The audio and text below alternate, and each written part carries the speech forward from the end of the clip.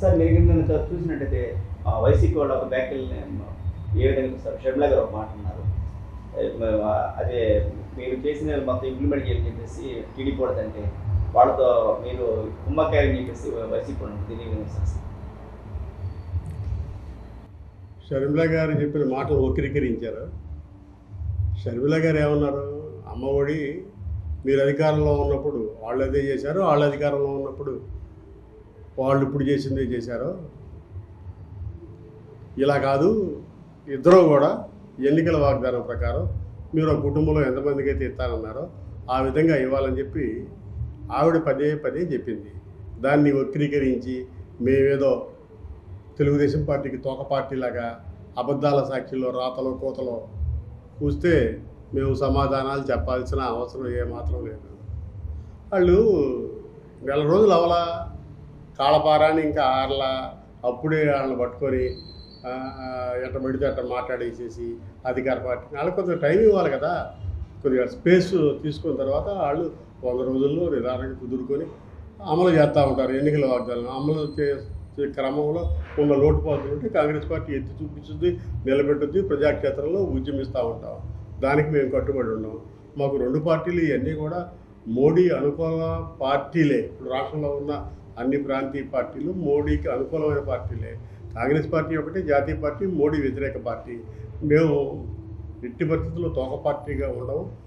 మోడీకి be team ఏదన్నా ఉందంటే అది వైకాపా మాత్రమే.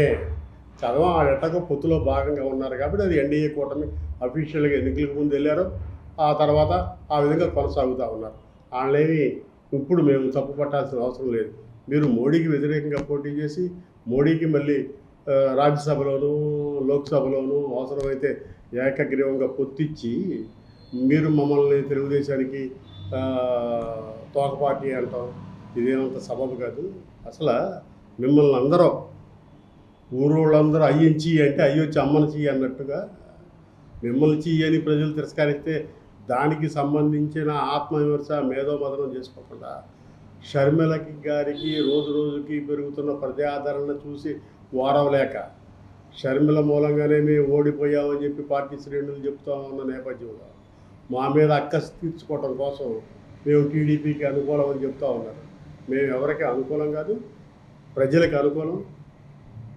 సామాన్య ప్రజల ఆర్థిక రాజకీయ సాంఘిక స్థితిగతుల మెరుగు కోసం ఎవరితో అయినా కొట్లాడతాం.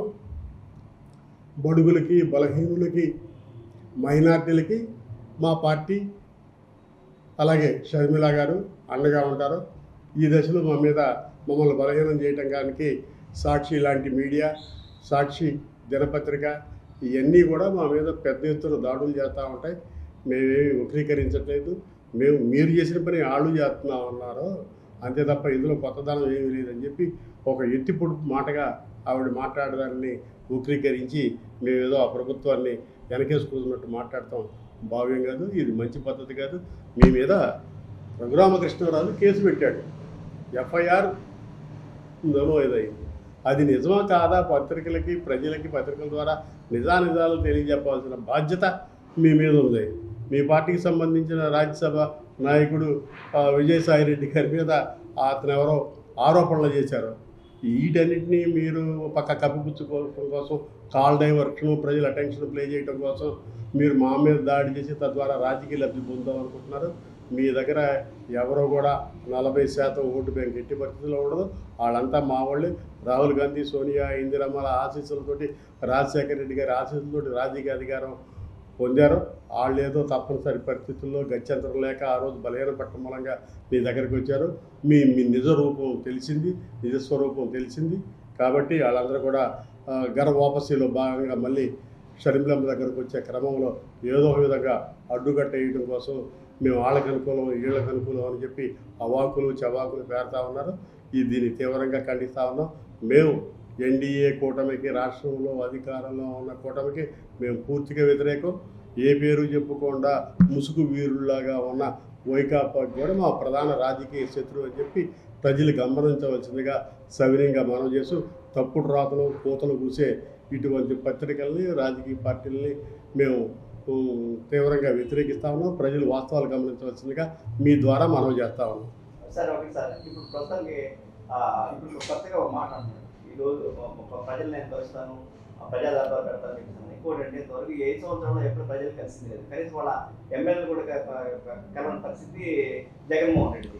అదేవిధంగా పత్రిక కనీసం ఎవరికి ప్రెస్ మీట్ పెట్టిన పరిస్థితి అయింది. ఈ రోజు ప్రెస్ మీట్ పెడుతున్నారు, జనాలకు వస్తున్నారు. దీని విధంగా వస్తుంది ప్రజా దర్బారు ఏదైతే పెడతానన్నాడో జగన్మోహన్ రెడ్డి గారు, మేము ఆయనకి చిన్న సూచన చేస్తా ఉన్నాం. అయ్యా, పుంకాను టన్నుల